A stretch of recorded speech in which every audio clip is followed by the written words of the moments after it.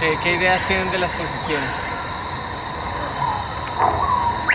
Ya uno. Ajá. ¿Qué más?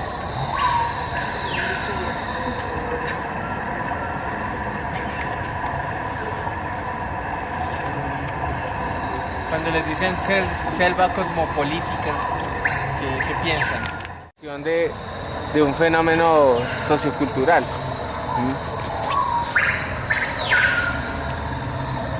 ¿Y qué tendrán que ver estos sonidos con eso?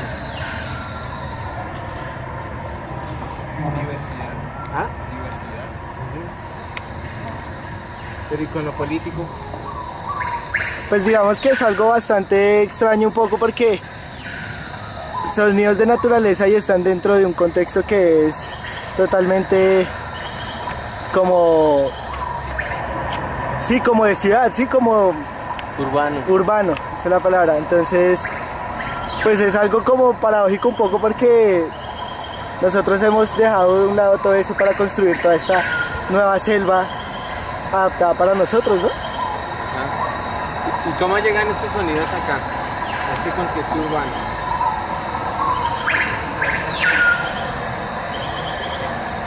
Es que son desequilibrios. Pero iba soltando. O sea que en la lista íbamos poniendo nota. A punta de uno. Algo me decía. Sí. No, pero es sencillo. ¿Cómo hicieron para trasladar todo este sonido aquí? Fueron a la selva y ¿qué hicieron allá? Claro, se hizo un registro, ¿cierto? Y cuando se hace ese registro, ¿qué estamos haciendo? Recopilando información. Sí, pero como extrayendo, tomando, ¿sí? Apropiando. En ese sentido es político, ¿sí? Porque en el momento que nos apropiamos de las cosas naturales, de alguna manera las estamos dominando y las estamos manipulando, ¿sí? Como ¿sí? Esto es mío y de aquí en adelante yo me encargo de dosificarlo, de venderlo, de modificarlo, en fin. Todo lo que ella nos brinda como si fueran de nuestra propiedad y empezamos a utilizarlos. Entonces, nomás el ejercicio de grabar esos sonidos es un hecho de apropiación. ¿Ustedes para qué creen que se inventaron las expediciones botánicas? Lo que se les ocurra. Conseguir información. ¿Para qué? Para conocer. Para controlarlo. En el momento que se le da nombre a una planta o a un animal, se está haciendo un ejercicio de denominación, ¿no? Sí. Usted se va a llamar tal. Y ahora en adelante, como yo le puse el nombre, usted es mi propiedad. Entonces, estos ejercicios de colonización tenían mucho que ver con esa tarea de investigar qué es lo que hay en ese lugar, qué recursos existen. Entonces, no solamente era apropiarse de las tierras, sino también de todas las riquezas, plantas, o sea, no solo minerales, plantas, la medicina, todo el agua, todo lo que estuviera en esos ambientes. En ese momento empieza a funcionar ese trasfondo político de la relación con la naturaleza. Entonces básicamente la exposición tiene eso. Pero bueno, más allá de ese discurso, no sé si es crítico o simplemente lo pone sobre la mesa. ¿Qué tiene de interesante esto que está pasando aquí con el sonido? Nos estamos trasladando, pero estamos utilizando toda nuestra memoria para pensar en un proceso en el que no estamos. O sea que nuestra mente ¿qué está haciendo? Está graficando, ¿no? Está construyendo un paisaje, pero todo eso son ilustraciones de nuestra cabeza, porque no estamos ahí.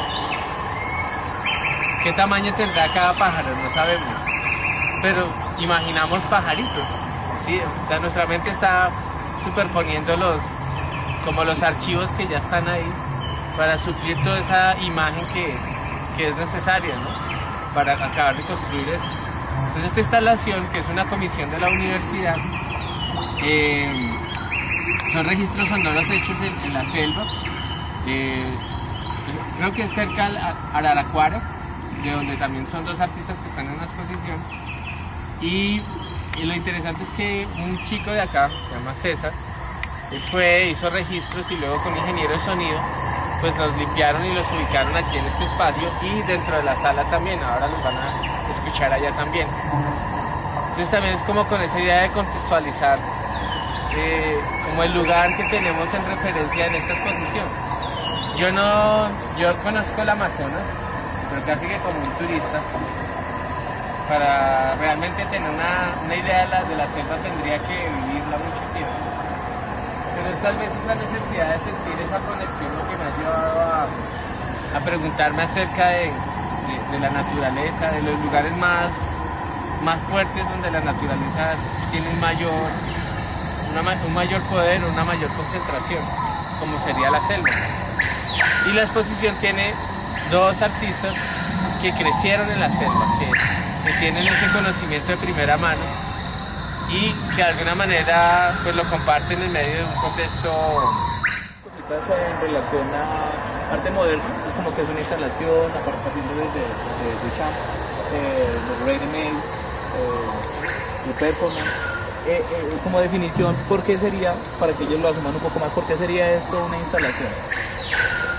Bueno, la instalación es una palabra muy técnica, ¿no? Casi que suena como de ingeniería, o de arquitectura, o de plomería, de electricidad. Les voy a contar una historia muy chistosa para que quede claro el término. Cuando yo me presenté a arte, yo estudiaba ingeniería mecánica.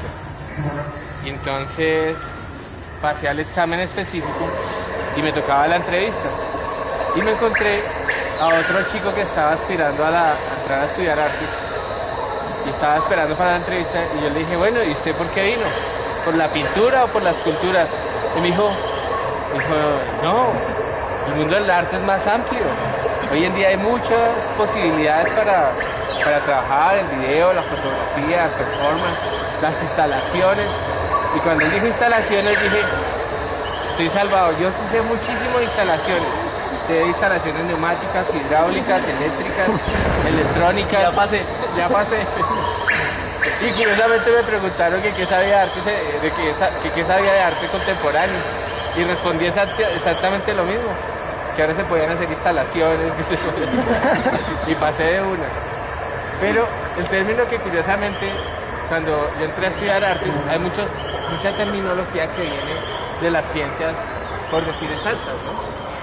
Entonces, la instalación tiene que ver como con los emplazamientos en el espacio, en el lugar. Entonces la instalación es como, en teoría, toda exposición es una instalación. En teoría, cualquier exposición es una instalación.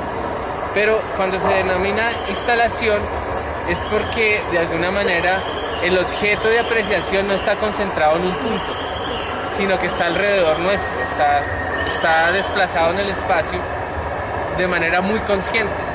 Entonces nosotros tenemos que estar aquí en el centro de este lugar porque es el único punto donde podemos escuchar pues, toda la estereofonía que tiene el sonido. Ya el ingeniero dijo, bueno, vamos a hacer 4, 5, 6 canales, pero si yo me hago en una esquina no lo voy a percibir. Entonces hay una conciencia de todo el espacio y por eso es una instalación. Pero una instalación, no sé, estas butacas están aquí por comodidad.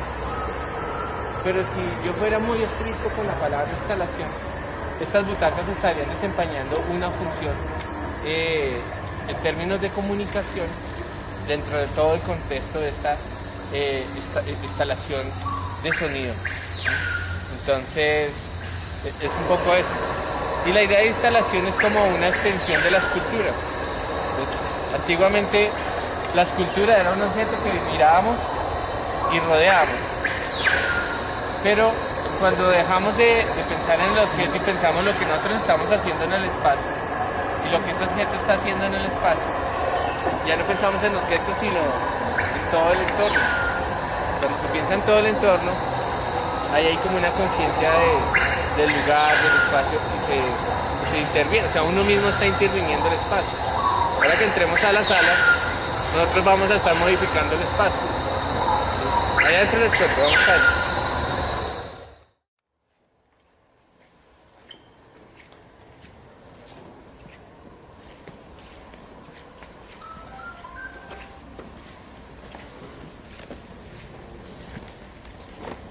Bueno, aquí pasa un buen ejemplo de lo que estamos hablando. Y si yo les preguntara a ustedes, ¿qué tipo de medio es este? ¿Qué tipo de arte es este? ¿Ustedes qué dirían?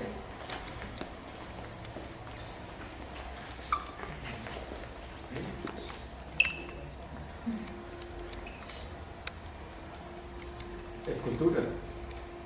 Escultura, sí, definitivamente. ¿Y qué más?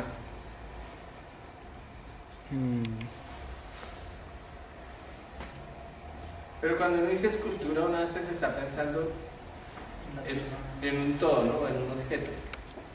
Pero como aquí hay varios volúmenes, varias cosas, pues sería un conjunto de esculturas. Pero si ya es un conjunto de esculturas, vendría siendo una instalación. Entonces, este es un ejemplo de instalación. Esta es una instalación. Y si quieren llevarla un poco más complejo, una instalación escultórica. Entonces, tenemos un salón rectangular, bastante largo, que además tiene un baño de luz muy especial. La luz que entra a este lugar es bien interesante. Digamos que el arquitecto que hizo este salón pensó muchísimo en la iluminación, pero solo tenemos una ventana y a veces esta ventana no funciona, a veces está cerrada. Sin embargo, la luz que tiene este salón está bien planeada. Entonces, es un lugar que desde el comienzo ya tiene una conciencia muy importante en la planeación de cómo se iba a hacer. Luego, pues viene este artista e instala estas tiras de qué materiales se hacen. ¿Eso? No. Parece yeso, no. No. Es pique bañado con un mineral que parece arcilla, un mineral rojo, o color vermelloso. ¿Y este mineral de dónde proviene? Lo encontraron cerca de Sabrinsky.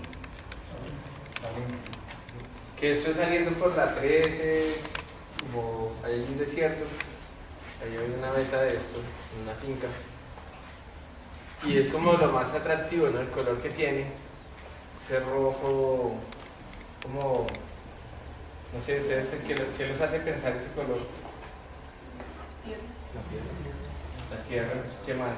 Pintura. ¿En qué, perdón?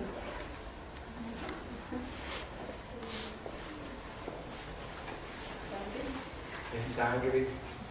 ¿Qué más? Como poder, fuerza. Los peces de los Cada día árboles. acaba. ¿Tú cómo te llamas? Abajo a la escuela. ¿A la Lady sí no la escuchas? ¿Esto? ¿Qué te hace pensar O sea, eso? pero aquí, sí, aquí.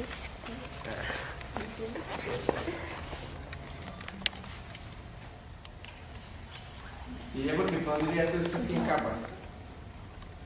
Porque parecen árboles talados.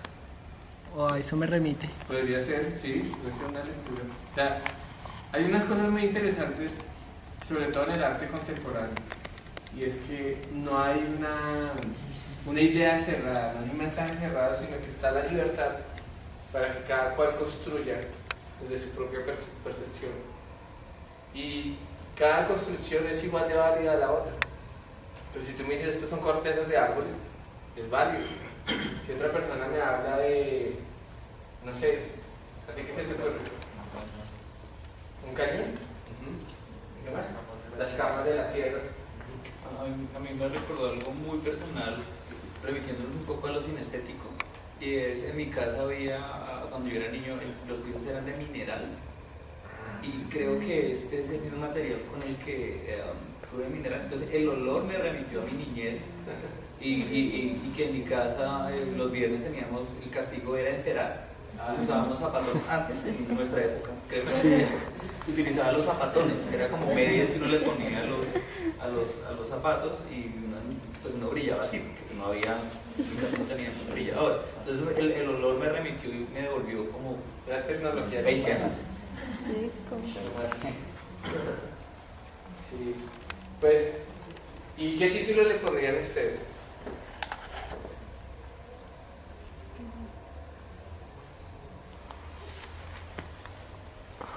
Porque todo está orientado en un sentido.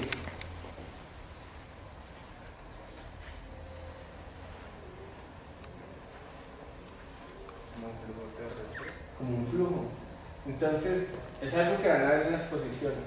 De alguna manera, y en el sonido estaba, ¿no? Aparte de los pájaros que más escuchábamos. Agua. Entonces, aquí está eso, está como la idea del agua. Y de alguna manera, el árbol, que lo van a ver en la otra sala, es como o la prolongación del agua o el nacimiento del agua. Árbol y río son lo mismo, están conectados. Entonces, pero él ya va un poco más allá, porque si efectivamente lo pone de esta forma de capa y habla de que no es un río, sino es la madre, ¿no? Entonces leo bien el título. ¿Sí? Ella se llama Delcy Moreno, no es un río, es la madre. Es instalación de gran formato, 30 metros de largo con tierras, fibras naturales y tabaco. La tierra es como un elemento viviente fundamental que yace al fondo de los ríos, imagen ambigua entre fuerza de lo viviente y una posible sequía del preciado líquido. La presencia del tabaco alude al origen del hombre en la cosmogonía indígena, madre entidad femenina como la tierra. Entonces, digamos que en medio de la exposición, del contexto general, esta es como la obra que trasciende más, como la idea misma de qué es lo que soporta la naturaleza. Uno siempre piensa en naturaleza y lo verde, ¿no? Pero finalmente eso verde es la superficie, es como la yo piel. Yo me he preguntado que por qué nosotros armamos todo a partir de esto, lo que está en la capa exterior. Entonces a veces somos superficiales, ¿no? O sea, por eso somos tan vanidosos, por eso somos tan egocéntricos, porque la mayoría de las cosas con las que nosotros construimos nuestro entorno dependen de su apariencia superficial. Y nosotros estamos construyendo todo un contenido a partir de la apariencia superficial de esto que estamos viendo. Entonces, el nombre del título que ella le pone trasciende eso, va más allá. Está hablando de la estructura interna. ¿Qué es lo que soporta eso? Y bueno, los materiales que utiliza pues todos son muy importantes, el fique, la arcilla. Y en el contexto de la sala pues tiene esa ambigüedad, podría ser el río, que tiene un sentido, tiene una orientación, pero también es como las capas de la tierra, que se ven en los cañones. Específicamente cuando el agua va cortando las montañas y hace los cañones, ahí se ven todas las capas de la tierra. Bueno, sigamos chicos, que la cosa está larga.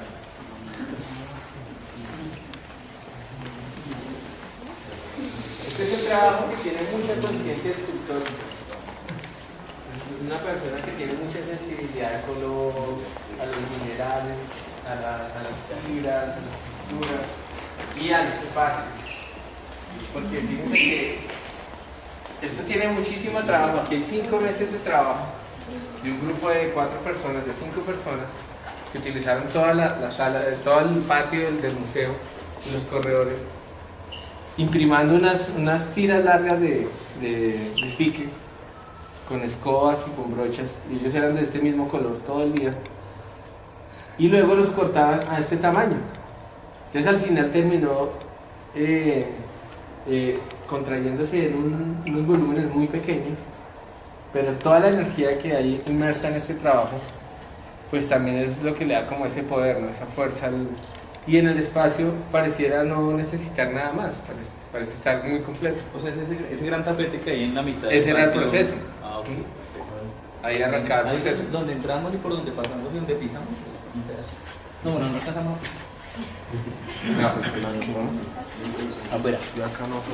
Es una continuación.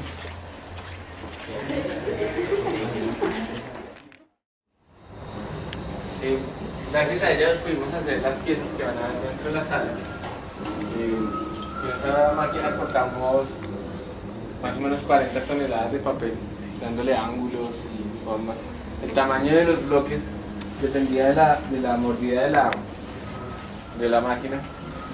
Y bueno, pues él me estaba preguntando que no se me había olvidado ¿cómo es tu nombre? Carlos. Juan Carlos me preguntaba que si no se me había olvidado la ingeniería, que se veía que estaba ahí. Pues en realidad todo el tiempo me arriesgo a meterme en proyectos que tienen mucho de ingeniería, porque, pues porque yo creo que lo que uno aprende de todas maneras. Por eso era que quería que viniera, por ese trabajo. Entonces es comprometerse. Esto es comprometerse con la obra. Claro. Eso es muy chévere.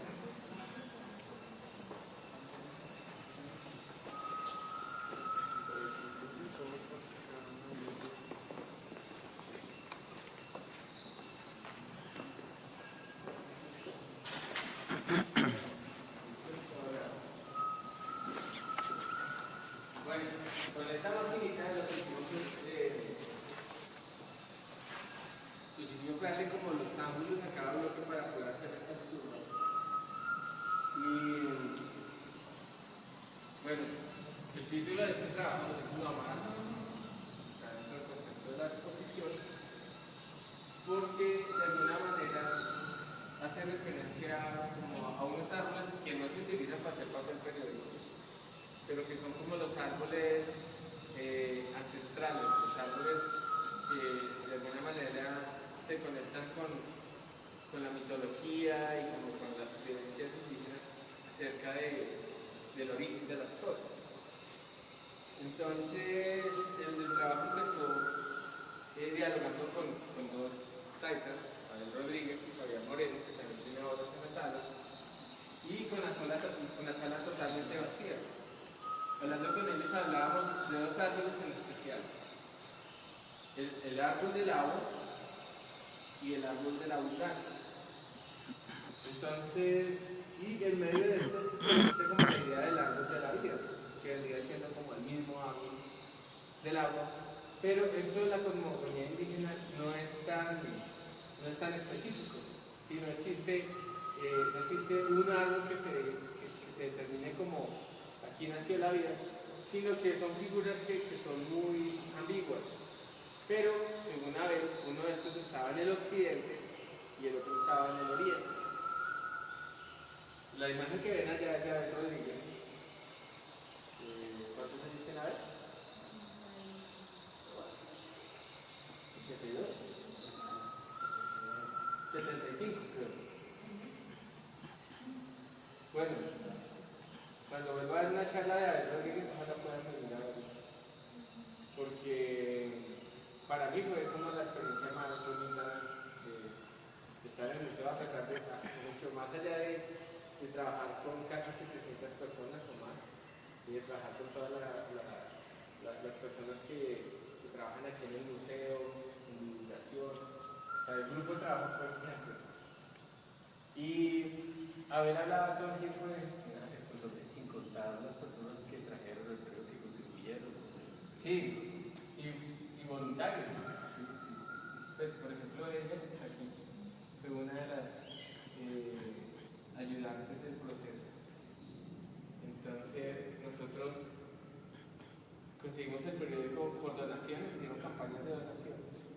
Y el resto se tuvo que comprar en plantas recicladoras, pero es un papel que está en buenas condiciones, no es un papel contaminado, sino que las plantas donde estaban lo tenían seleccionado porque lo utilizan luego en otras cosas, como proteger las flores con la exportación, cosas así.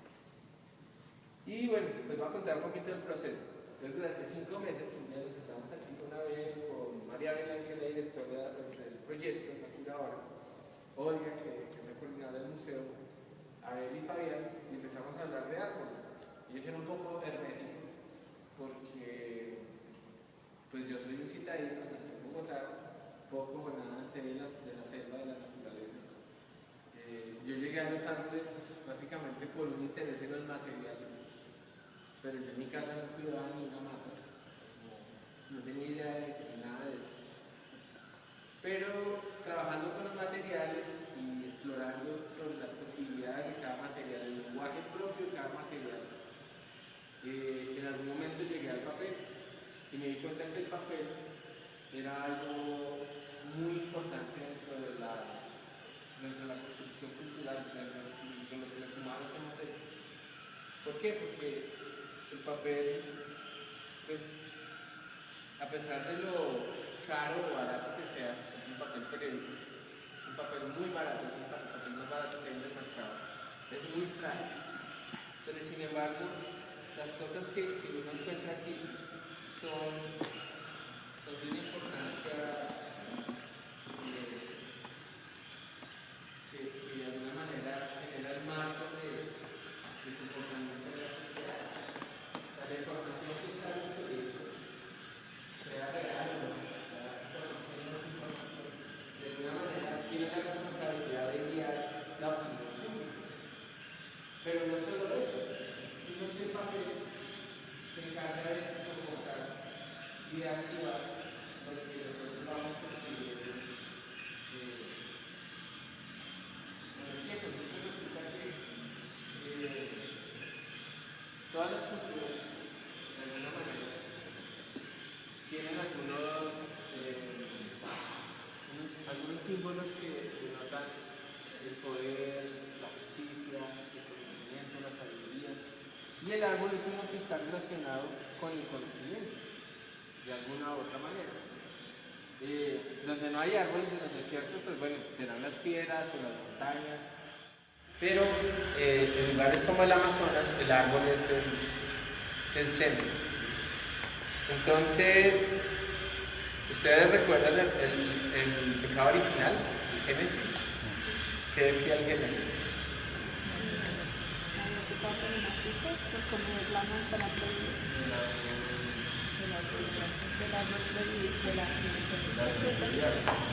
Sí, o sea, era la prohibición a consumir los frutos del árbol del conocimiento.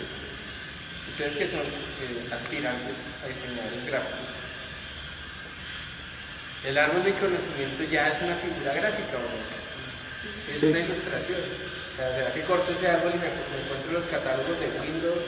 O lo corto y me encuentro los catálogos de cocina. Pero es como si la información estuviera dentro del árbol. Cuando yo fui al Amazonas, estuve con un curaca y un chamán. Cada vez que nos acercábamos a una ceiba, ellos iban y le hablaban, le pedían permiso. Y le pedían permiso para tener su conocimiento. Y a mí me parecía como increíble ese respeto tan fuerte. Entonces, antes de que yo me acercara, ellos se acercaban y le pedían autorización al árbol. Y decía, qué curioso, porque esa figura del Génesis, el árbol del conocimiento, de alguna manera el árbol en la vida humana, y más allá que el árbol, porque nosotros, pues gran parte de la producción de papel viene de los árboles, pero también vienen de otras fibras vegetales, el bagazo de caña de azúcar, el origen es el papiro, que son unas hojitas delgadas y secas. Pero es la idea del árbol, ¿no? Soportando el conocimiento. Pero es como si el árbol se hubiera venido en rebanaditas para servirle al humano de soporte de toda su información, de todo lo que construye. Entonces el día que nacemos a la sociedad cuando sale un registro de nacimiento, ¿no? Dice, legalmente nació. Y cuando se muere, queda otro papel que dice lo mismo. A pesar de que ya están los medios virtuales, el papel sigue siendo un soporte muy fiel para archivar el conocimiento. Por otro lado también están los anillos del tiempo, ¿recuerdan? Que cuando uno corta un árbol transversalmente, pues quedan todos los círculos concéntricos que permiten saber la edad del árbol. Entonces, no sé, cada año es un año, cada círculo es un año, pero cada anillo también es un archivo del tiempo. ¿Por qué? Porque el arbolito va incorporando elementos de la naturaleza en cada anillo. Entonces, si hubo una radiación, ese anillo tiene algunos elementos que hablan de esa radiación. Si hubo una sequía, el anillo se hace más delgadito. Si hubo una gran lluvia o una época de mucha agua, él se va a hacer más ancho. Bueno, en fin. Y hay una ciencia que es la dendrología que estudia eso. Entonces, realmente, este árbol no es que esté hecho con papel periódico porque es reciclado. No, este es un gran archivo del tiempo. Cada una de las tres piezas son archivos del tiempo. Y del espectador, y del espacio, y de todos los periódicos que hay por ahí. Entonces, si ustedes lo abren en cualquier punto, pues ahí van a ver noticias, van a ver cosas. Y básicamente es información de este año. Estos árboles están hechos con... Pero para que un árbol llegue a tener este tamaño, ¿cuántos años necesitaría?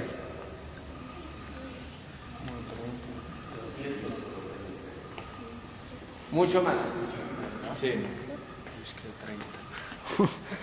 Por lo menos 800 a 1000 años. La ceiba creo que vive 1000 años máximo. Y luego colapsa. Pero 800 años ya... Los árboles más antiguos, bueno, están las cebollas de California, los pinos estos altísimos, que pueden ser tan anchos como eso, que le hacen túneles para pasar carros por la mitad. Alcanzan a vivir 4000 a 5000 años. Pero ahorita los existentes creo que no hay de más de 4000 años, pero eso ya es palabras mayores. Esta obra pretende como generar algún tipo de conciencia. Lo digo porque Sí. cuando vine con mi hija tiene 11 años. Sí.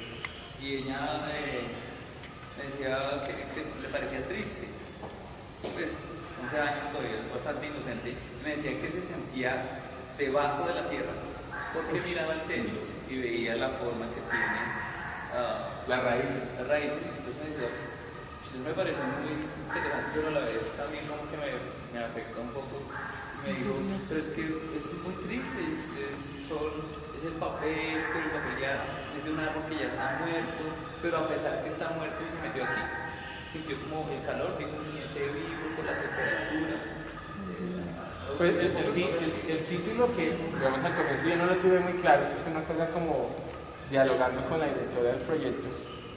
La idea de nómadas era perfecta porque a pesar de que ya no es un árbol, es un producto de industrializar la materia prima, que es árbol, que es madera, es como si de alguna manera el árbol siguiera viajando y el árbol se estuviera movilizando por el mundo, soportando toda nuestra construcción, información, todo eso. Y básicamente es la imagen. Creo que esto es una reflexión bien bonita para ustedes, porque esto es un trabajo que tiene que ver tanto con la escultura como con la gráfica. En el momento que nace la imprenta se soporta de un material bidimensional que le permite existir, ¿sí?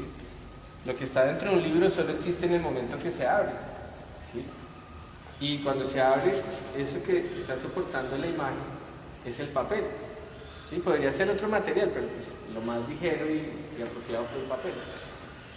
Entonces aquí hay como una reflexión sobre el grabado y la escultura, de cómo el arte, de alguna manera, renuncia a esas cosas holográficas que mencionan para volverse a dar las perspectivas en una hoja de papel. Pero, en el momento que me interesa, con esa superficie, recibo todo el poder de lo que está ahí. Entonces, los japoneses piensan que una mancha de tinta sobre una hoja de papel es un arte. Tienen toda la razón. Entonces, ellos respetan mucho manchar una hoja de papel, porque eso ya es un acto de agresión. Y si lo van a hacer es porque van a hacer algo que tiene un sentido de por qué. Y bueno, son raíces, en realidad en el Amazonas estas raíces están por fuera, ¿sí? Están sobre la superficie. Pero sí, efectivamente aquí se construye un techo. Y hay una película que se la recomiendo a todos, es una animación japonesa, se llama Nausicaa, y es de alguna anote para que la busquen. El director se llama Hayao Miyazaki. Y él tiene una escena de que afuera de la superficie hay una gran guerra entre la naturaleza y los humanos. Entonces la naturaleza se enfermó y se volvieron unos hongos con esporas que se van devorando todo y van destruyendo el paisaje. Y hay unos puntos donde hay como unos agujeros, como si fueran arenas movedizas. Cuando atraviesan esas arenas movedizas, entran a un microsistema o un sistema subterráneo, que son las raíces de los árboles que se han ido petrificando. Entonces son en realidad, es como ver esto, pero vertical, más cilíndricos, pero árboles que ya crecen. que se encargan de limpiar el ambiente. Entonces todo lo sucio cae allá adentro y ahí se purifica y vuelve y nace la vida después. Pero toda la serie de películas de Hayao Miyazaki, que son dibujos animados, pero de una calidad. El viaje de Chihiro, ¿no? El viaje de Chihiro es de él. Sí. Entonces, esta es de la misma serie, se llama Nausicaa. Y hay una escena como la que describe tu hijo, para que la vea. Y sí, a uno le genera mucho dolor. Y a pesar de que son dibujitos animados, son impresionantes. Veanlas porque son muy buenas. Yo tengo una historia que es muy larga, pero se la puedo contar rápido acá. Miremos este árbol.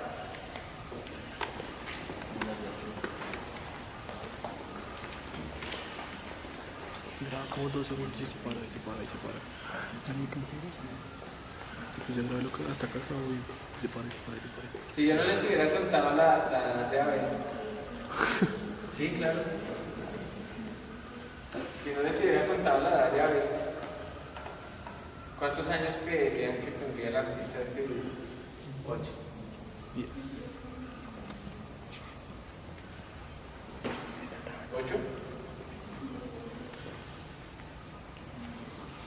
Pues la historia de él es súper bonita porque él empezó a dibujar creo que a los 50 años o 55 y básicamente porque él es un botánico, en su comunidad es el nombrador y él se sabe los nombres de las plantas y él sabe para qué sirve cada planta. Pero cuando los estudiantes de las universidades venían a hacer trabajo de campo a la selva y incluso también las compañías que venían a hacer investigación, necesitaban generar un puente de comunicación entre este personaje y el mundo nuestro. Entonces, es otro, ¿no? Entonces ellos tienen su propia lengua, su propia manera de nombrar las cosas y su propia manera de entenderlas. Pero el único punto que pueden estar de acuerdo para comunicarse, ¿cuál sería? ¿Cuál es el único lenguaje que es universal? La imagen. Las imágenes. Y la música. Y la música. El dibujo. No importa dónde estés, tú haces un dibujo, te vas a entender. Y van a ver que pues, los dibujos de Abel, a pesar de que tienen estas características como de niño, pues como un trabajo con niños, sí cumplen con la morfología de cada animal. Yo identifico perfectamente cuál es un delfín, cuál es la tortuga, cuál es un piragutú, todo eso se identifica perfectamente ahí. Y bueno, este árbol que tiene las raíces que tiene, es como las aletas de un cohete. Pues es más o menos las aletas que tiene el árbol de allá, sino que el árbol que yo hice tiene un poquito de curvas, más fluido, porque nadie estaba pensando en el río. En el Amazonas estos árboles tienen las aletas muy rectas, así. ¿Por qué? Porque la ceiba, yo discutía con Abel esto, o sea, él decía que no era necesariamente una ceiba este árbol, ¿sí? Porque es un árbol simbólico, ¿sí? Entonces podría ser cualquier árbol, un árbol gigantesco, pero pues que él no estaba seguro que era una ceiba. Los historiadores y personas como yo que no sabemos de la selva, pues decimos, no, es una ceiba. Y él decía que las raíces no podían ser así porque estaban muy curvas, ser rectas. Y bueno, entonces, este es el árbol del agua. Y yo encontré un mito ticuna que es muy bonito acerca del árbol del agua. El nombre es Woni, es una palabra ticuna. Entonces, Woni era un árbol que pues al principio la gente no lo había visto. Los primeros habitantes de la selva no entendían por qué la selva era muy oscura, no entraba la luz a la selva.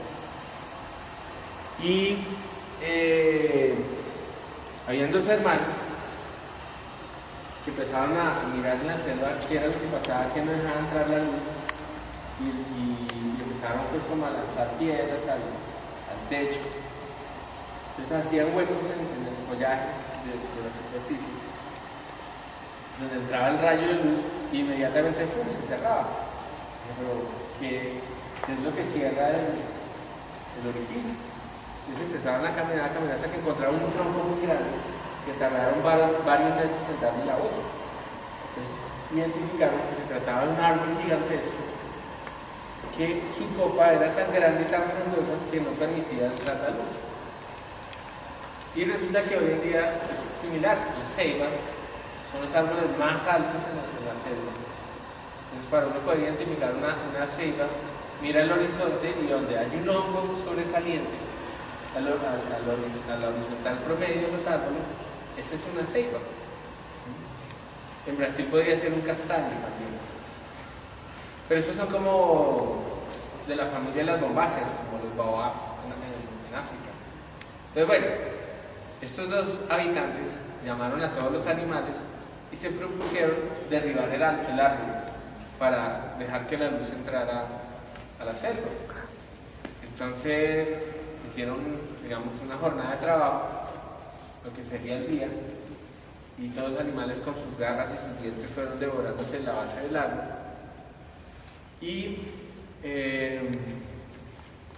cuando paraban para descansar, a la jornada siguiente, se encontraban con que el árbol se había regenerado, había borrado las huellas de todo lo que habían tallado el día anterior. Entonces decían, no, pero imposible, y así sucesivamente hasta que dijeron, no, tenemos que trabajar continuamente hasta que tumbemos el árbol. Entonces se hicieron turnos, trabajaban continuamente hasta que desgastaron toda la base del árbol, ya no quedaba sino una puntica en el centro del cono, y le tocaba al conejo la tarea de entrar corriendo, acabarles el corte y salir rápidamente. Entonces va el conejo y da las tocadas y sale corriendo y se da cuenta que no pasó nada, el árbol quedó ahí flotando, ya separado de la tierra. Entonces decían, imposible, pues obviamente es un árbol mágico.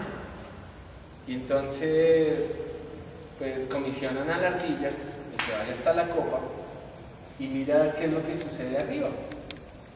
Entonces la ardilla sube y cuando llega a la copa se da cuenta que hay un oso perezoso que con sus pies tiene agarrado el árbol y con sus manos está agarrado de un lucero, de una estrella. Entonces le dice la ardilla, oye, pero suelta el árbol, necesitamos que se caiga. Dijo, no, mi misión es proteger este árbol, que no lo puedo dejar caer. Decía, no, pero es que necesitamos la luz. Entonces ese era el oso que tapaba los huecos cuando le disparaban al techo. Y él no iba a soltar el lucero para que el árbol no se cayera. Entonces la ardilla bajó y le dijo a todos que lo que estaba pasando.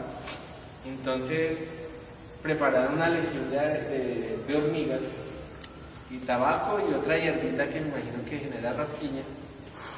Y se las mandaron al oso perezoso. Cuando llegaron arriba de los así, suelta el árbol. Y dijo que no, que iba a seguir ahí. Entonces me imagino que lo agarraron a cosquillas y se tuvo que soltar. Y bueno, al final pues el árbol duró varios meses cayendo. Pero era tan grande, tan pesado, que cuando cae, fractura los Andes, el peso del tronco genera la cuenca por donde empieza a brotar el agua del río Amazonas, y los brazos del árbol generan los afluentes. Sí, todas las hojas generan las lagunas y las lagunillas. Y bueno, y ahí se origina la cosmogonía de los ticunas, porque no solo bastó eso, sino que el árbol seguía vivo, caído pero vivo. Sino que abrirlo para sacarle el corazón.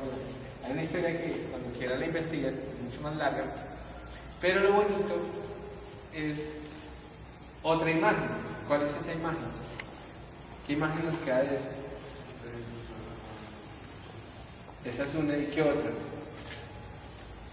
Pues digamos, toda la historia no la pude concebir con animales. De pronto el único animal que imaginé, bueno, el único animal no racional que imaginé fue el oso perezoso. De resto yo imaginaba eran puros humanos haciendo esas tareas y delegándose. No sé, no pude concebir la historia. Sí, pero hay una imagen que es bien interesante y es el río como un reflejo del agua, ¿sí? Como si se tratara de lo mismo. ¿Sí? Y si uno mira muchos ríos, algunos ríos parecen serpientes, pero los ríos en general tienen la misma construcción de un árbol, ¿no? Hay como un gran tronco y hay unos afluentes, unos tributarios que son los brazos. Pero ¿cómo es que estos indígenas se imaginaban un río que empieza en Perú y termina en el Atlántico brasileño, de no sé cuántos kilómetros? ¿Cómo se imaginaban que tenía la forma de un árbol? Si ellos no tenían helicópteros, satélites, no tenían la propiedad de volar, ¿cómo era que ellos se habían construido la idea de ese árbol? Pues hay una cosa muy bonita en esa historia, en ese mito, y es esa idea gráfica del río como un árbol. Entonces el árbol del agua es eso, ¿sí? Esa es la idea de ese árbol que impacta la tierra y hace que brote el agua. Y el río Amazonas de alguna manera es un gran árbol. Hay muchos ríos en el mundo que tienen formas de árbol, ¿sí? Hay uno muy bonito en África, que es el único río en el mundo que nace como en una colina, no muy alta, en Botswana. Alma genera muchos ríos que se van cruzando, grandes caudales, y luego se ramifican y se evaporan en el cielo. Normalmente los ríos llegan a otro río más grande, llegan a una laguna o llegan al mar, pero siempre desembocan en otro lado. Este es el único río que no, simplemente llega a un punto en que se evapora. Y cuando uno mira por Google Earth, él tiene la forma de un árbol, súper bonito. Tienen que verlo. Vamos a Google Earth y van a Botswana, esta quita de Sudáfrica, y ahí está. Y Okavango se llama Okavango.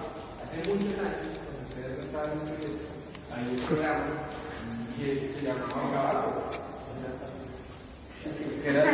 Cuando no estaba en la orilla del piso,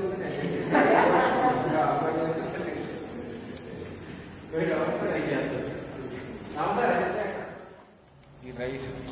Y va a lo básico, a lo que reconoce, sin entrar en historias, sin entrar en narraciones.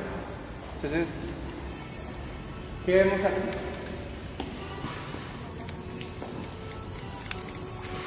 ¿Una laguna?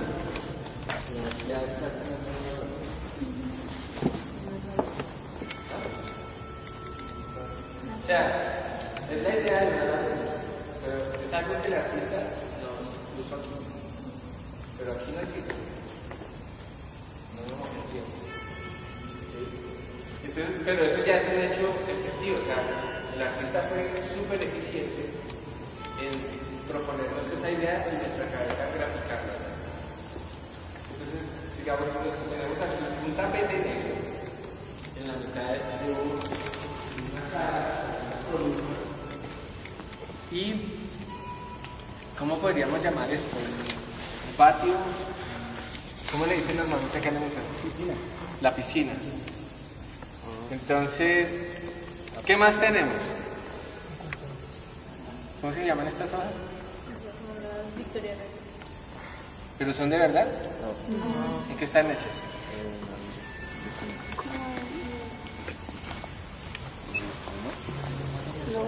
Podría ser espuma. ¿Qué más podría ser? Plástico. Pero efectivamente son unas reproducciones, ¿no? Son la idea de la hoja, pero hecha en otro material. O sea, es una recreación. Muy bien. ¿Y qué más tenemos? El container, que ese sí, digamos que cumple con el material que es, con la forma que es. Lo único es que está adaptado para el lugar, ¿cierto? ¿Y qué es lo que hay aquí en el centro?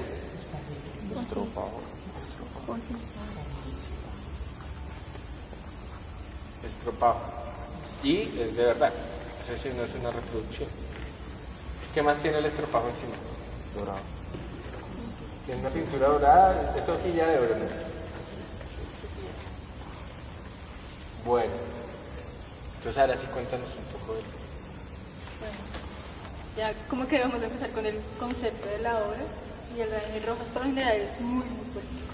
Entonces él está hablando ya de la contaminación de la parte del río Amazonas y cómo es que se ha afectado este río por la cuestión de la minería. Entonces, ya uno de por sí le está hablando de minería, de la extracción del oro. Básicamente eso no es un concepto tan grande como toda la gente cree que es. algo sencillo. ¿Ya? Gracias. ¿Ustedes qué título le pondrían a la... Gracias. La obra. Yo tengo una pregunta.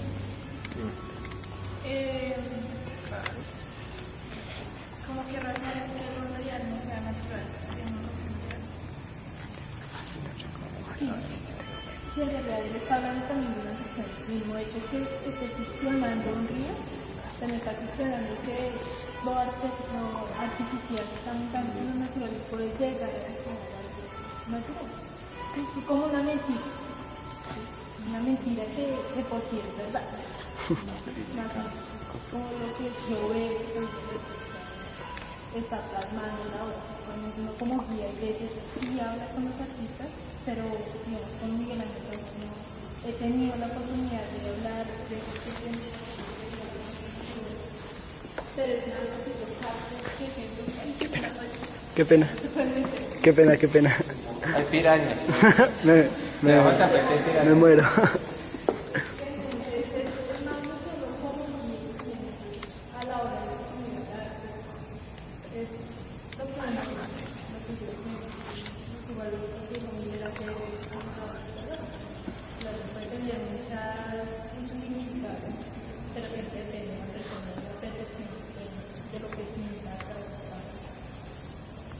Lo que a mí me parece que desde el ontológico no se mira con lo que hemos visto en programas en canales extranjeros, como todo lo que se contamina para producir oro. De hecho, aquí en nuestro país parecía un poco de productor de oro, pero quizás ya quedan un poco de reservas, pero donde todavía hay uno se da cuenta todo lo que hace para, creo que se llama como piedra de oro, no ve la cantidad de agua que se necesita para producir ese metal. A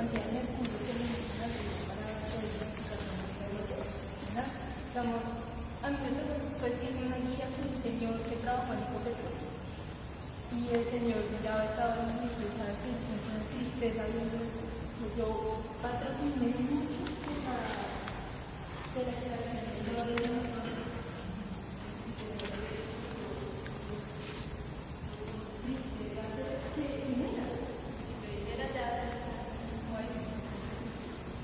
Pero se le tocaba.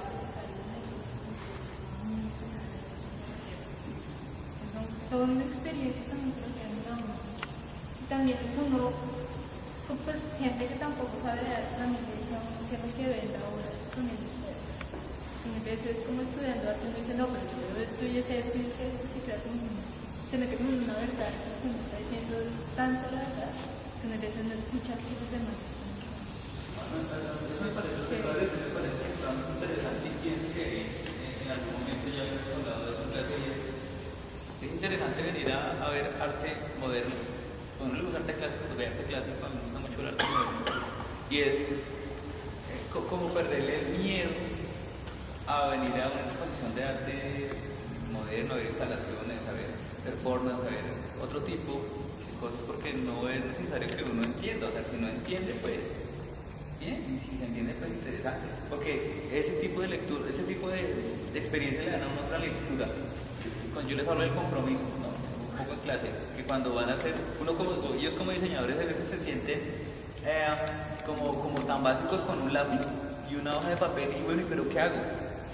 Pues empiece a hacer y comprométase con lo que está haciendo, y pienso que esto es un buen ejemplo de cómo se puede comprometer, desde cuando nos hablas de hacer una recolecta de papel y si no se consigue, pues empezar a mirar dónde se como para gestionar, ¿no? Pues porque esto vale, evidentemente, y ya después de tener eso, no sé, me imagino que tú estés como una motosierra, yo no sé si todo lo cortaste con la máquina o hay cosas que no cazaban. Y me doy cuenta que esto también está como, creo que tiene una especie de guaya como por la mitad para que no se desbarate. Y muchas veces en el campo profesional de ellos, pues, como que en el primer obstáculo ya dice, no, es que no conseguí tal material y ya no puedo hacerlo de este modo. Yo pienso que este es un buen momento para que ustedes hagan reflexión y se den cuenta, pues, que definitivamente definitivamente en lo que ustedes se metieron es una vaina de compromiso, ¿no? Y más en nuestro país, todas las personas que estamos comprometidas con las artes, pues es un poco apostarle al aire también, ¿no? Sí, es algo Pues mira que- que hay una cosa bien fuerte entre estas dos cosas que hablas. Y bueno, para rematar la idea, la forma que tiene esto es la cuenca del río. Y entonces el título que le pone es el nuevo oro. Y pues habla pues, de toda la política de extracción que hay en la cuenca amazónica. Que incluso ahorita pues, se levantaron muchos permisos y protegían la selva, ya se desfracturaron, tantos desfracturados. Pero bueno, hay una cuestión política ahí. Este es una instalación que, digamos, desde un principio tiene esas características de escenográfica. Los artistas antiguamente le teníamos pánico a que alguien nos dijera es que su trabajo es escenográfico. Que era como trazar una línea entre las artes dramáticas y las artes plásticas. Y sí, ¿no? Entonces, todo lo que está dentro de las artes plásticas es auténtico. ¿Sí? Están hablando por su propia naturaleza, por su propia estructura. Y lo dramático no, es una ficción, es una representación. En fin, volviendo al tema de esto, este artista está políticamente comprometido con su obra a hacer ver los problemas que hay en el mundo y en Colombia. Y él tiene ese compromiso y ya no le importa cuánto pueda costar esto. Él está seguro que de alguna manera la institución, su propio trabajo de alguna manera va a gestionar y va a sacar eso adelante. Pero la idea tiene que existir. O sea, él tiene que hablar públicamente y hacer que esto exista. Entonces, ese compromiso es el compromiso que de verdad todos deberíamos tener. Yo pensaba cuando ustedes estaban hablando ahorita en que realmente hay un problema de sobreexplotación de nuestros recursos en todo el planeta. O sea, el humano se empeñó en extraer del planeta todo lo que se le puede extraer. Un día un amigo me dijo por molestar pues, una historia que no sé si sería, pues obviamente no tiene mucho trasfondo. Decía, ¿cómo fue que nació la minería? Decía, no, pues un grupo de personas que veían una nave espacial que aterrizaba siempre en el mismo punto. Y un día se fueron a mirar y era que había oro en ese lugar. Entonces estos extraterrestres ya se estaban llevando las riquezas de aquí, en nuestras narices. Y decía, pero no tienen que ser extraterrestres, pueden ser las compañías más grandes del mundo. ¿Y qué podemos hacer? ¿Cómo vamos a bloquear eso? ¿Sí? ¿Cómo podríamos tener un compromiso activo en la sociedad para frenar estas cosas? Es muy difícil, ¿sí? Pero si no tenemos ni compromiso con nosotros mismos, lo que está diciendo el maestro es verdad, que se nos acabó la vida, ¿y ahora qué hago? Pero no miramos que hay que seguir, que hay que... Si ustedes conciben una idea, esa idea es como un hijo. Y uno entiende que hoy en día la gente no quiera tener hijos. Pero si llegó el momento de tener el hijo, hay que sacarlo adelante. Y hay que hacer todo porque él viva y porque además de que viva, porque tenga plenitud, que sea una persona realizada. Como estoy seguro que cada uno de ustedes desea ser una persona con un futuro sólido, pues así lo tienen que proyectar en sus obras, en sus trabajos. Por ejemplo, ya acá en la universidad había mucho el diseño gráfico que había como una cuestión muy corporativa, ¿no? Como de diseño corporativo. Pero que era algo tan sesgado de algo que ya vimos, o sea, el árbol del conocimiento, ¿no? Esto ya me mandó, o sea, la iglesia se basó en una imagen gráfica para manipular la sociedad por siglos, porque solamente el diseño gráfico podría estar pensado para hacer publicidad a una empresa, por la marca de una empresa. O sea, ustedes tienen un rango vastísimo. Hoy en día hay muchos artistas que son diseñadores gráficos, que son arquitectos, que son músicos, que son psicólogos, que son ingenieros. De alguna manera todas estas prácticas se han ido como cruzando y pues lo bonito es que se han ido cruzando. ¿Por qué? Porque hay un compromiso de tratar de entender el mundo, entender la sociedad y de participar de una manera más contundente o más pasiva, pero hay un compromiso. Entonces eso está muy chévere. Pues volviendo al cuento de los árboles y cómo los hicimos, o sea, toda la exposición en general tiene una producción muy vasta. O sea, es un gran trabajo de mucha colaboración, de muchas personas, de mucha gestión por parte de la universidad, de la curadora del proyecto, del museo. 5 meses en los que hay que motivar a la gente, a los mismos artistas, de que hay que llegar al otro lado, hay que salir al otro lado.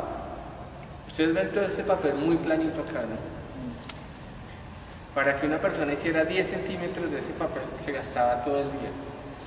O sea, coges el paquete donde viene el papel reciclado, se viene doblado en 4, entonces abría ese papel, se estiraba y luego entonces se miraba el tamaño, entonces se ponía aquí o aquí o aquí. Habían no sé cuántas, más de 10 tamaños, el solo tiempo tenía 5 diferentes tamaños de pliego y las personas tenían que ir mirando por tamaños. Luego los otros periódicos, y había muchos tamaños que no tenían, o sea, teníamos columnas de papel que no coincidían. Entonces luego de que se armaban esas columnas, toda esta área estaba llena de apilamientos donde el papel se iba aplanando para aprovechar el pliego completo. La idea no era echarle algún cordón, porque además también nos hubiéramos quebrado pegando hoja por hoja. Utilizábamos un cordón para que las columnas no se desarmaran, pero por fuera, como los post-it. Pero el trabajo era muy monótono. O sea, personalmente decía cómo ellos están de voluntarios, todas las personas que venían a colaborarnos, duraban horas al día abriendo periódicos. De vez en cuando leían alguna noticia que les parecía interesante. Yo decía, no, pongan el periódico al revés porque perdemos tiempo. Y entonces, aparte de eso, negrero. Entonces, y eran jornadas de 8 de la mañana a 9 de la noche, 8 de la noche, y a medida que iba llegando el final, más arriba y más arriba, más tarde.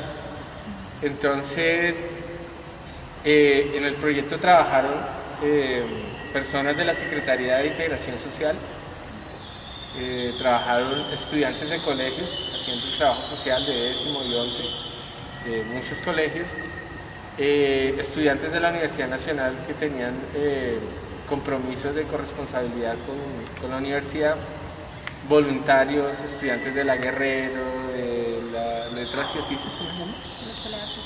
Artes y Letras. Artes y Letras. ¿Dónde viene él? Perdón.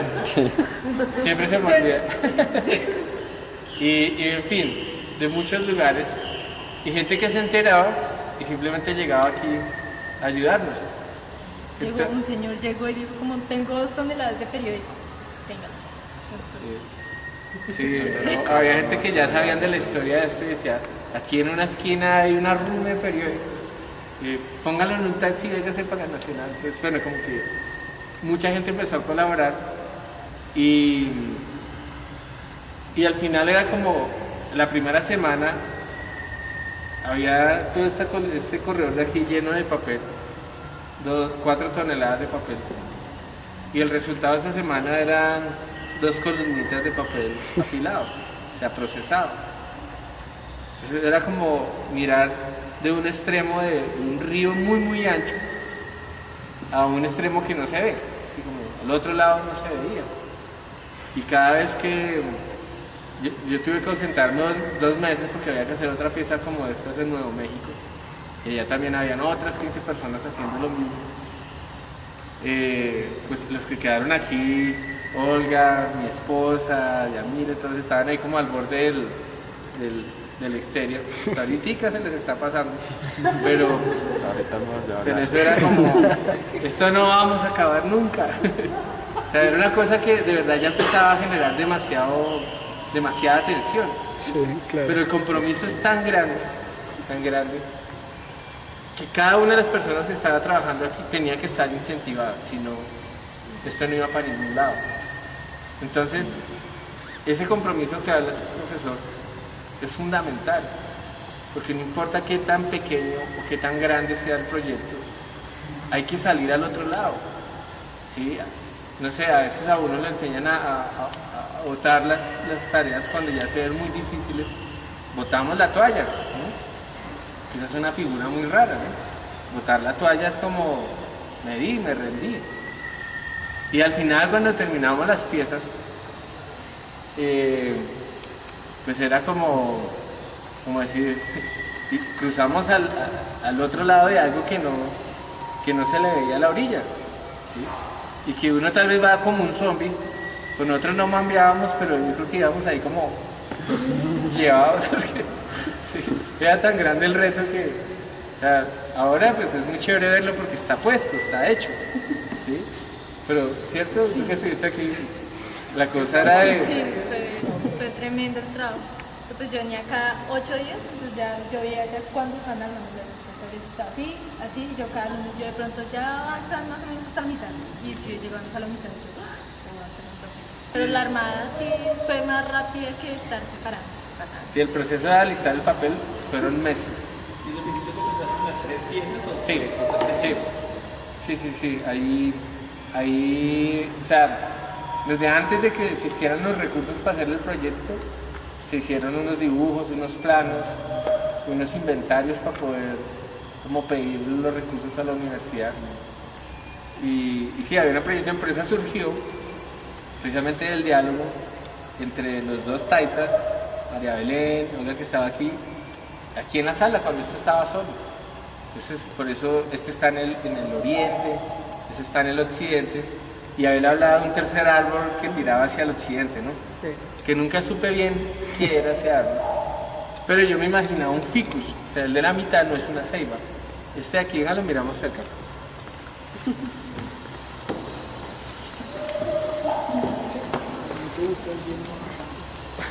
Ay, parce, hágame el pan.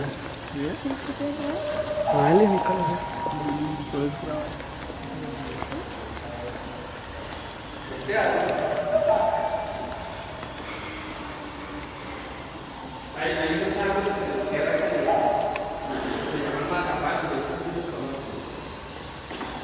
El matapalos es un fruto de la familia de los cauchos que es un parásito, es un vividor. Entonces los pajaritos se comen las semillas y van a las copas de los árboles, hacen su deposición. Está buscando la palabra, no me está agregando. Bueno, hace popó en la copa del árbol. Entonces el popó de alguna manera sirve de fertilizante a la semilla. Esta plantica empieza a crecer en la copa del árbol y empieza a lanzar unos hilitos muy delgaditos que van bajando, hasta que tocan el piso. Cuando tocan el piso, se empiezan a engordar, pero esas son las mismas lianas. ¿Se acuerdan de Tarzán y todo? Las lianas son los hilitos, o sea, son las raíces de ese árbol que se depositó en la copa de otro árbol. Y entonces esos hilitos empiezan a crecer y se empiezan a engordar, y él va mandando más y más hilitos alrededor, se van engordando, y cuando se unen, realmente se conectan, se funden entre ellos. Entonces digamos que estos fueron los hilos crecieron y luego fueron fundiendo. Y entonces cogen el árbol huésped y lo empiezan a ahorcar hasta que lo estrangulan y muere. Pero esta planta se apropia de ese árbol como su propio esqueleto. Entonces luego ella echa otras ramas, echa hojas y parece que fuera el árbol original, pero en realidad ese árbol no tenía estructura. Era una cosa que invadió todo el exterior de otro árbol. Por eso se llama matapalos. En algunos sitios a veces quedan cruzados, o sea, queda el árbol original en un sentido, y el otro que lo enredo y arranca hacia otro lado. Entonces a veces hay sitios que les llaman los amantes, o hay lugares que se vuelven famosos porque tienen este tipo de unión entre dos árboles, pero es un árbol como este, es un ficus. Yo estaba pensando en unos ficus que hay en Angkor, que Angkor es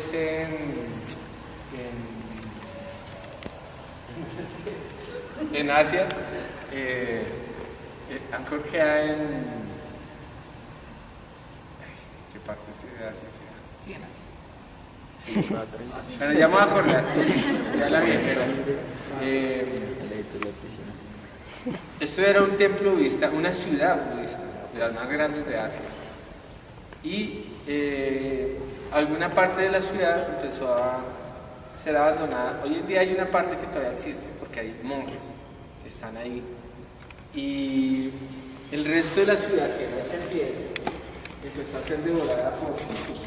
Y los ficus empiezan a abrazar la arquitectura y me dice, pero ¿de qué viven? Y los árboles, las plantas, no necesariamente viven de tierra negra. ¿Sí? Los árboles, las plantas pueden vivir de ladrillos, de concreto, de todas las superficies que ustedes se imaginen, de todos los minerales, porque es que las plantas no solamente se alimentan del abono orgánico, sino que ellas van deshaciendo los minerales y los vuelven su sustrato. Entonces me parecía interesante que esto, siendo los periódicos del portafolio de economía, se estuvieran devorando el museo. ¿Sí? Entonces están apropiando aquí de la estructura del museo. Y todo esto es portafolio. Lo que pasa es que esto sí está muy templado por acá, porque tiene unas guayas internas que unen todos los bloques. Ajá. Portafolio.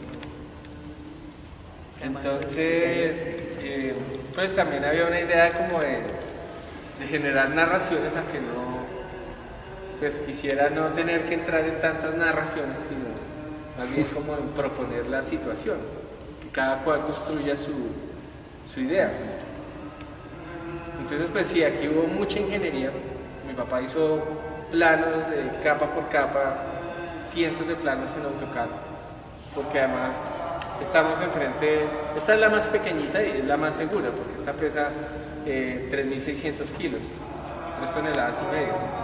Pero la de allá son 17 toneladas, que luego de que se talló y se escarbó, pues perdió algunas toneladas.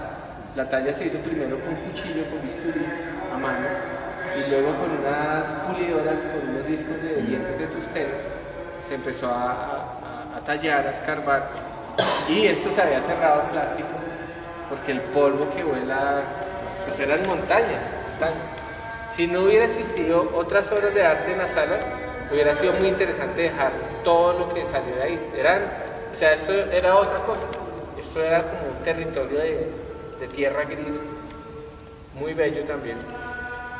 Entonces, pues a esto había que estudiarle las fuerzas. Estas paredes en realidad solo tienen 6 tornillos, que es lo que ven allá en los bloques de la entrada, que lo que hacen son 3 tornillos de bajada, 3 de subida, con 2 capitas de cartulina, porque si nosotros agarrábamos los bloques así nomás, el papel se desgarraba y se rompía. Entonces la cartulina nos ayudaba a mantener el papel compacto y para numerarlo. Entonces cada raíz tiene una letra, entonces la A, la B, la C, y van numerados de la 101, 102, la 200, la 300, todo tiene números, un gran rompecabezas.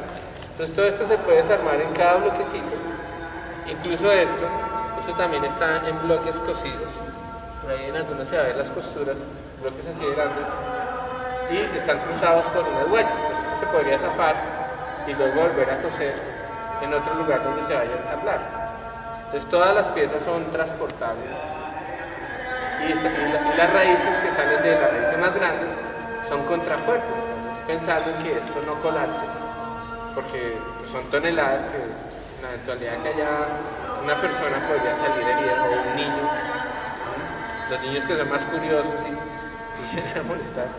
No, es que es casi imposible no tocar, uno trata de no tocar, por eso que le han metido desde chiquito de no toque, y sí. En las galerías uno sabe que no puede tocar, pero es casi imposible. Sí, es que en muchos de los trabajos que he hecho, existe eso, hay una cuestión muy seductora. Yo tengo unos globos de concreto que cuando se instalan, pues ellos se ven muy livianos, porque el palito ese de plástico que soporta esos globos que son como metálicos, tiene un palito de plástico que es como de 5 milímetros, 6 milímetros. Yo se lo reemplazaba por un eje de acero de alta resistencia del mismo diámetro.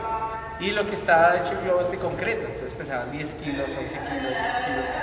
Entonces al anclarlos en el piso, el globo se mueve así, pero es por todo el peso que tiene y que está resistiendo la varilla. Y a veces la gente quiere cogerlo, ¿no? Pero cuando nos va a coger es como una broma, ¿no? Como que esto es una trampa. Pero es porque hay una cosa ahí seductora que atrae al interactuar. Y en los trabajos que he hecho de papel, pues tiene eso, que hay una cosa superficial. Este es tal vez el caso en el que he renunciado a tallar totalmente las piezas y dejar como visible lo que es, ¿no? Son apilamientos de papel. Y en el caso de allá, pues fue como la decisión radical de no tocarlo con la sierra, sino que es como una arquitectura, ¿sí? Tiene la idea de un árbol, pero al final es como medio pirámide, medio muralla, hay una cosa súper fuerte ahí. Pero es que detrás de la naturaleza hay una ingeniería, o sea, la naturaleza misma es pura ingeniería. Entonces ahorita antes de terminar vamos a ver los dibujos de Abel y van a ver que Abel cuando hace los dibujos hay una estructura que él dibuja primero y luego sí le pone el follaje, pero esa estructura es matemática, él sabe si hay 5 brazos, si hay 3, si hay 7, él sabe exactamente cuántos son, porque él sabe exactamente cómo es la estructura de esas plantas. Entonces,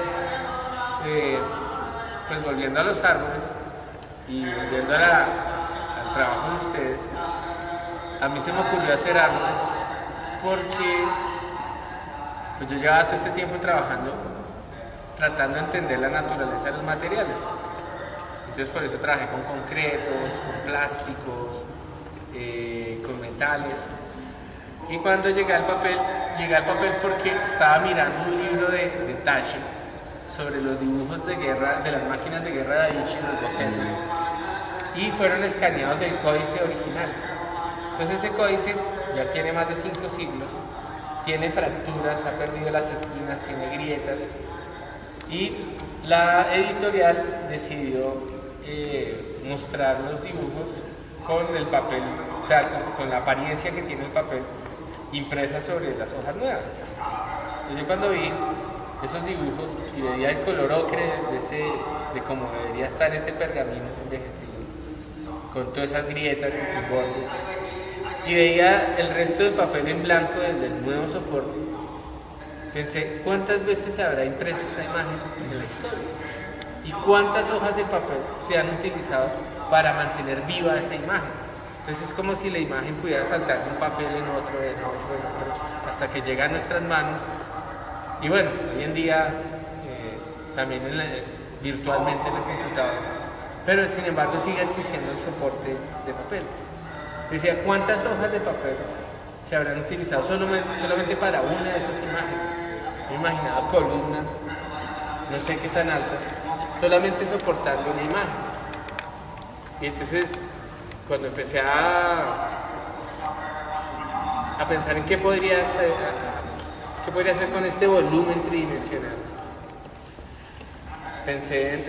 al principio pensé en hacer unas rocas, en quitar todo lo blanco y dejar el volumen con las grietas y ese color ocre.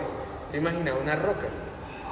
Pero cuando empecé a tallar el papel se empezó a quemar con fricción, una pulidora. Y esa fricción empezó a hacer que la superficie se quemara y que saliera un humo muy ácido y olía a madera verde, mucha humedad. Y el color que daba era el color de la madera, y ese color que tiene todo ese tronco en la base es porque pasamos un disco de piedra al principio. Pensábamos quemar mucho más el árbol, pero ya luego de ver todo lo que pasaba a esa escala, digo, no, es más bello ver todos los colores de la tinta, de la época del papel, porque entre más antiguo, un poco más oscuro, más amarillento. Y bueno, esos árboles tienen todas las etapas de todo el proceso que he hecho durante 5 años de hacer árboles, de hacer troncos. Entonces, por eso terminamos en este punto en transición.